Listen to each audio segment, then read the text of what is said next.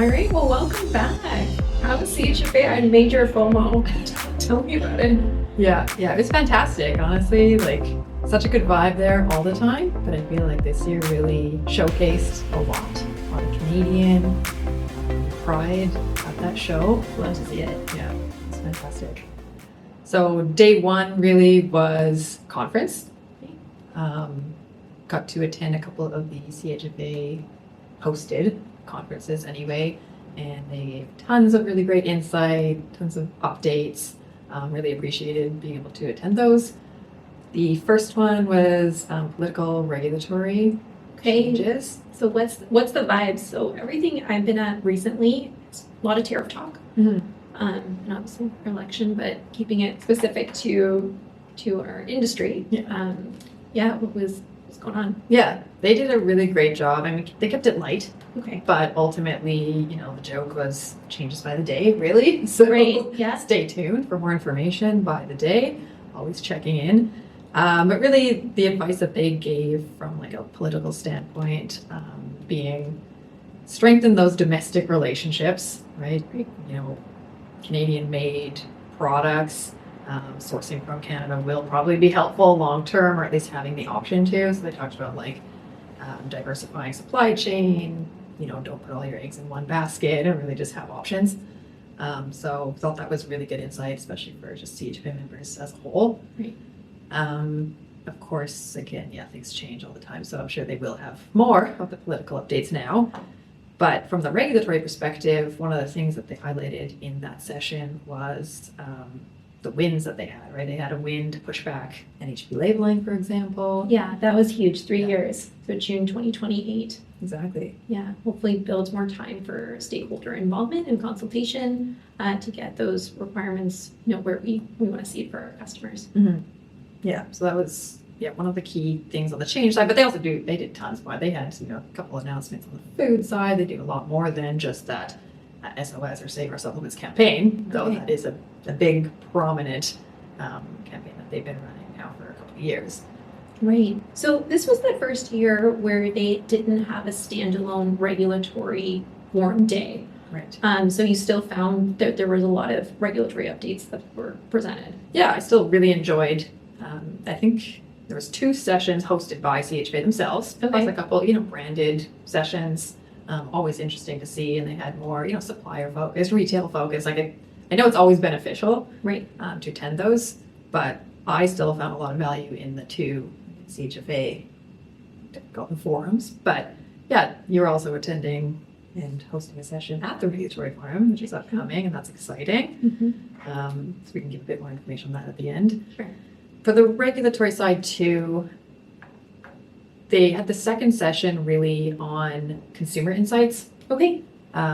They have tons of data, so it sounds like a poll, I think they said 2,000 Canadians, and they found that to be really representative of the Canadian population. And they have ways, obviously, of asking the right questions to put them into kind of different categories, and then get a feel for the vibes of the industry and the trends. Not even product trends, but just really how consumers are feeling about certain things in the natural, organic, and wellness space. Okay. One key takeaway that really resonated with me was from the non-food space. So that would be, it would include cosmetics and stuff too, but I think my mind goes to more NHPs or supplements. Great. They talked about how, compared to their 2022 data, there was a lot more mistrust of labeling. So they're saying that So interesting. consumers, were actually, they didn't trust the non-food labeling, or let's say supplement labeling. They didn't really trust the efficacy that was maybe declared about the product on the label. And I found that really interesting. And then, Aaron Skelton himself, the president of CHFA, had said, this is why third-party certifications are really important, because consumers have that added level of trust. They know what to look for, right? They might not trust that you actually have, let's say, a high-quality product, high-quality fish oil, but they see a third-party certification, and they have an added layer of trust. Right. Okay, that's so, just going back to one of the Hill days, one of the MPs that we met with, he said he specifically looks out for third-party certifications and mentioned IFOS. Perfect. I mean, yeah. Yeah. Yeah, so it is nice. It's nice that, we're getting recognized for the certifications we do Mhm. offer, but also even from a quality perspective. That's why we have these programs in place to highlight high quality products and try and kind of elevate the consumer trust. Because we're all consumers ourselves too. Right. And like you can easily get tricked into thinking, oh, this one's way cheaper. Mm-hmm. I should just buy that, but there's probably a reason. Or, maybe there's reasons to not trust that labeling. And yeah, you kind of want that extra set of eyes, I'd say, on their label itself, but the documentation that goes kind of into the quality. Mm-hmm. Yeah. That's awesome. Well, and then the actual trade show. Mm-hmm. Yeah, so that was just day one. So day 2 and 3, Yeah. that must have been packed. And yeah, tell me more about the show floor. What are you seeing? Yeah, that was, it was packed. Day 2 and 3, Saturday, Sunday. There's some trends that I guess they've existed for a while. Gut health is a big one. It's been a big one for years. For a while. I was going around and kind of looking for prebiotic ingredients. So we do a lot of work in the prebiotic space. Your team does. One of our favorite categories. Yeah. So looking for, products using prebiotic ingredients is kind of the first step. And then looking at, are they making claims about it? Lots of, not consumers, lots of the brands there were confused about what they could say and couldn't say about prebiotics. Okay. And that kind of does apply for, Canada is focus here, but it applies for the US too. And that's, where we come in is really just looking at what you can say. Mm-hmm. There's prebiotics in food or NHPs. So it kind of depends on that. And then being able to talk about our Nutrastrong program, obviously, is a key aspect for myself. Talking about prebiotic verified. Your team does a ton of work in that space, so I'm sure you have comments on just prebiotics as a whole. Yeah, I think it's definitely a growing ingredient category. A lot of brands are looking to formulate with prebiotics in their products. Our third-party Nutrasource prebiotic verified certifications adds an extra layer of verification with respect to quality and efficacy and safety. So just to ensure that there's no fairy dusting of prebiotic ingredients. Sometimes we see that in the market where it's maybe only let's say a couple milligrams of a prebiotic that's not sufficient to elicit a health benefit. Or an ingredient that maybe doesn't meet the definition of a prebiotic. So this program ensures that those things are not happening, and really we're trying to act as a steward of the category. Mhm. So that's great to see that there's a lot of interest in that. There is interest, yeah. And then I think, honestly, from some angles, there's probably brands using prebiotic ingredients and thinking they have enough evidence behind it and putting prebiotic in the label, and they could be at risk. Right. And then conversely, there's some that think that there's too many hurdles to overcome to use that labeling, so they don't even try, but maybe they're missing out because maybe there is evidence there. Yeah, So- I hear that a lot from customers too, where they thought that maybe they couldn't say prebiotic, and they actually can in Canada, Mhm. both on the food and NHP side. So that's a good environment to play in. Exactly. Yeah, so I think there's gaps there, and I think being able to talk to those brands at the show live was amazing. But even that's why we can always help when clients reach out, obviously, and ask questions. They could be doing a lot more with their products than they think that they can, Right. or it depends on the market. So Yeah. Canada's very different than the US. It's very different than Europe, and you really don't know unless you talk to experts in the area. What are the other trends I saw? Canada. Canada was big, right? Everyone's Yeah, very okay. proud. Yeah. Love to see that. Yeah. So Canadian flags, more than I've ever seen, probably at that show. Banners were updated clearly to really represent Canadian product or sourced with Canadian ingredients, or highlight even, unique ingredients within the formula, maybe not the entire product. And then one thing that kind of an extension to that, maybe it was a U.S. company or a foreign company, but they're promoting we are very excited to work with Canadian brands and work with Canadian distributors, and it honestly, it was a very good vibe. Okay. That's Yeah. kind of reassuring. Yeah. Yeah. Anyway. Yeah, I think, just acknowledging that, well, that is where the trade show took place, so that's one thing, but of course, it's a fantastic country to be in and sell the product in. And then, I do find that they're getting very well attended, more so each year. Yes. year-over-year growth. Yeah. And more Americans. Yeah, it's a top market, and Mm-hmm. it's at least good to go and exhibit or just walk the show and see what is out there and what the potential is.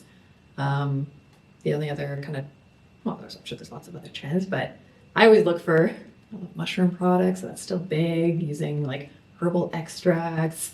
People are playing more in the supplemented food space too, because that keeps expanding. There's more ingredients added, more permissions being made for that category as a whole, and something we support with as well.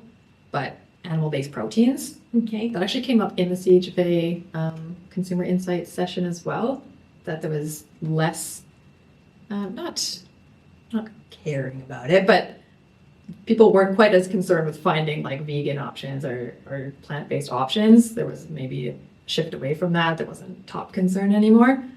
So shifting back to animal-based proteins, I saw that, meat products, cheese products, of course, but even sourcing for like collagen used in supplements. Okay. And, at one point, maybe they thought, well, I shouldn't be sourcing collagen comes from animals, but it was just more open about it. Okay. It's fish collagen, is, bovine collagen. It's just more out there. Okay. Interesting. Yeah, I did see a bit of that in September as well. And then I know with GLP-1, there's that need for protein too. Do you think that's driving some of it? Could be. I will say that it almost, like, I didn't notice any obvious GLP-1 Okay. claims. It was very different than, let's say, the Expo West trade show Okay. in the States, where people are a bit more open with the claims, I think. And that kind of ties into maybe being unsure about what they can say in Canada, which is, how we come in and help. Right. But yeah, there's probably potential. Yeah, like there you could be a companion product. You don't necessarily need to be, treating this and, going for those drug or therapeutic claims. But, weight management, satiety, there's other aspects that, a lot of prebiotic fibers can offer too. So there are opportunities in that space, but I haven't seen anything licensed to that effect yet, like outright GLP-1. Nothing like the States. But yeah, maybe that's more to come on that.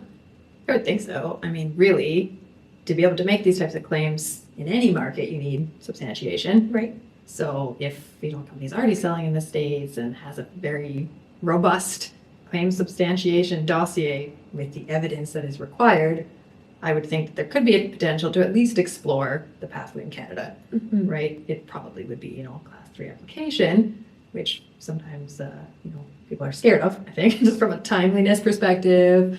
There's obviously a bit of added cost just to find literature to support, but it would be new in the market. Yeah, there's an ROI on that for sure.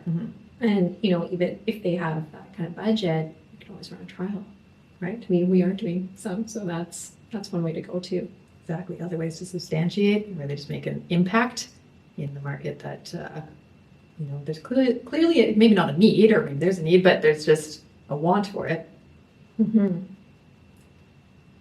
Yeah, so I guess the next CHFA is the Ottawa Regulatory Forum. So we don't have to wait all the way until September to get some taste of CHFA again. Awesome. Yeah, tell us more about that. You're going to be there. Yeah, so we're co-sponsoring a Fast 5 session with Global Prebiotic Association, which we're a proud member of as well.